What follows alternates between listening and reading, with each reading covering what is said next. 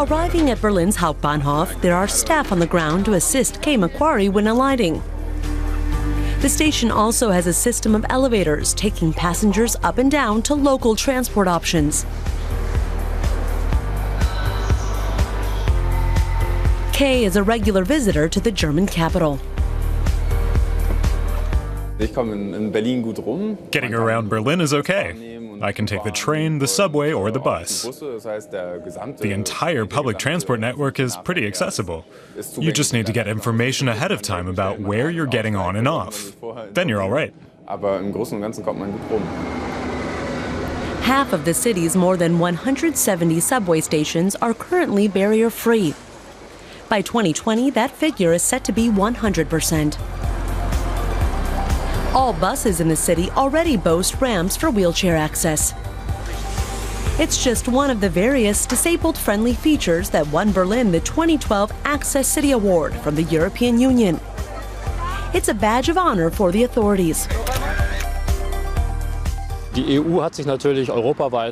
EU examined cities across Europe that have done well on this front and are making progress.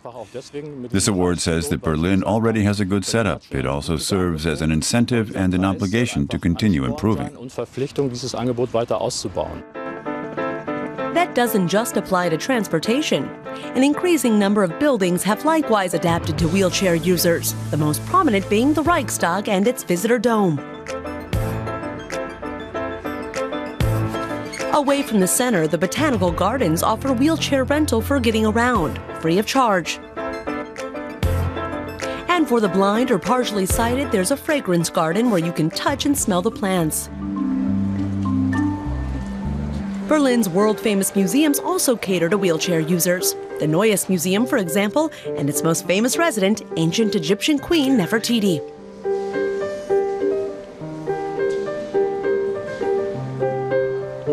There's a bronze replica of the bust for those unable to witness her eternal beauty with their eyes. The museum also has descriptions in Braille, and you can even touch some of the exhibits, such as this stone baboon sculpture, over 3,000 years old.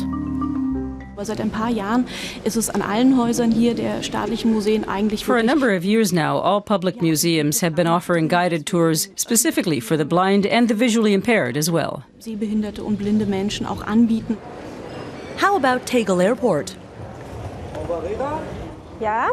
Guten Tag, Teutner, mein Name vom Begleitdienst. Carolina Barrera from Mexico is using a special free service provided by the regional public transport operator. Around 80 staff are on hand to escort visitors to their desired destinations. All you need to do is call 1 week in advance. I need this service so that I can lead as normal a life as possible.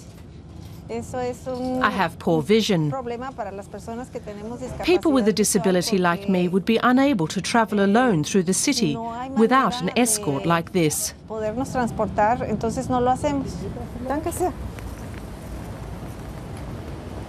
There are a variety of websites with information on wheelchair access. Mobidot was among the first. It has a free database, now comprising over 35,000 entries, that gives grades to buildings in Berlin according to accessibility. Users can also refine their search according to disability.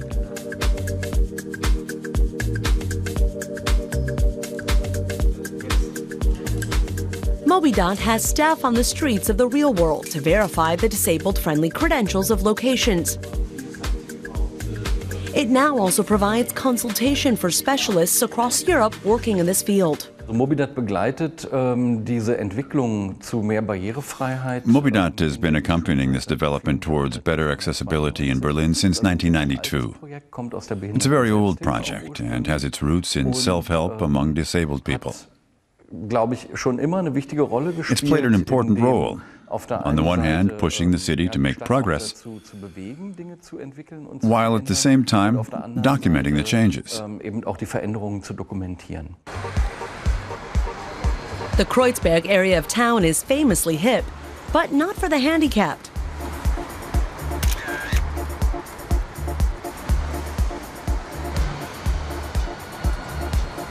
This is not easygoing terrain for K Macquarie.